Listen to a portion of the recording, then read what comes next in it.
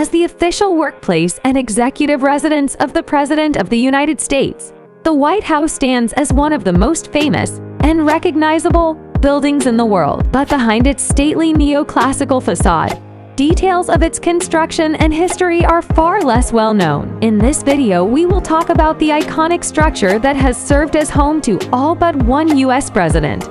Let's start. Number 1. The U.S. government didn't own slaves, according to the National Archives, but it did pay slave owners to hire them to help build the White House. According to the White House Historical Association, Washington, city commissioners originally planned to spirit workers from Europe for the construction, which started in 1792 and took 8 years to complete. When they got little response, they instead enlisted the labor of both free and enslaved African Americans to work alongside local white laborers and craftsmen, plus a handful of Europeans to build not just the president's home, but other government buildings such as the U.S. Capitol as well. James Hoban, an Irish immigrant and architect handpicked by President George Washington, designed the original building. After the British set fire to it in 1814, during the War of 1812, Hoban led the effort to rebuild the structure. Number 2. The White House is located at 1600 Pennsylvania Ave, in Washington, D.C., perhaps the nation's most famous address. Empowered by the Residence Act of 1790, President George Washington chose the exact spot for the once-era square-mile Capitol on the Potomac River's east bank and near the Capitol building. Builders laid the White House cornerstone on October 13, 1792, with the Capitol cornerstone following soon after on August 18, 1793. Over the years, the Executive Mansion has seen multiple renovations, including extensive work by Theodore Roosevelt in 1902, which included the installation of electric lights. In 1948, after engineers discovered the building to be structurally unsound and unsafe for habitation, Harry S. Truman ordered a complete gutting of the interior and a total overhaul of the building structure and foundation. Truman and his family lived in Blair House across the street during the renovations. Number 3. Although Washington chose its location and architect,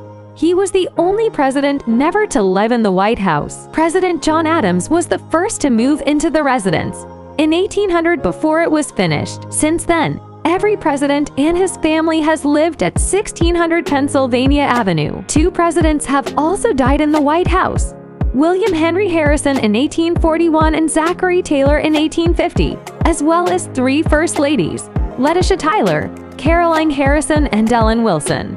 Number 4. At 55,000 square feet, the 6th-floor White House boasts 132 rooms. 16 are family guest rooms, along with 35 bathrooms. According to the official White House webpage, it's home to 28 fireplaces, 8 staircases, 3 elevators, 412 doors, and 147 windows, and has a kitchen equipped to serve full dinner for up to 140 guests, or hors d'oeuvres for 1,000+ visitors. And when it gets a new coat of paint every 4 to 6 years, it takes 570 gallons to cover the exterior.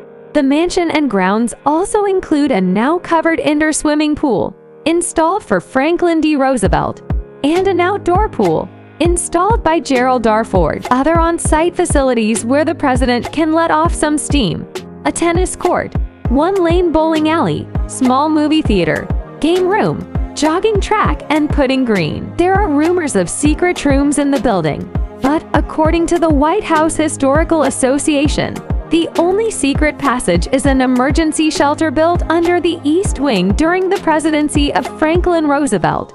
Following the 1941 bombing of Pearl Harbor, Vice President Dick Cheney used the passage during the 9/11 terrorist attacks, and the Washington Post reports President Donald Trump was likely sequestered there during a 2020 protest outside the White House. Was it always called the White House? The stone exterior of the building was first painted with a lime-based whitewash in 1798 to protect it from the elements and freezing temperatures. According to the White House Historical Association, the White House moniker began to appear in newspapers before the War of 1812, but it was President Theodore Roosevelt who, in 1901, designated the official name of the residence of the U.S. President to be the White House. Previous names included the President's House, the Executive Mansion, the Presidential Palace, and the Presidential Mansion. It also commonly goes by the People's House.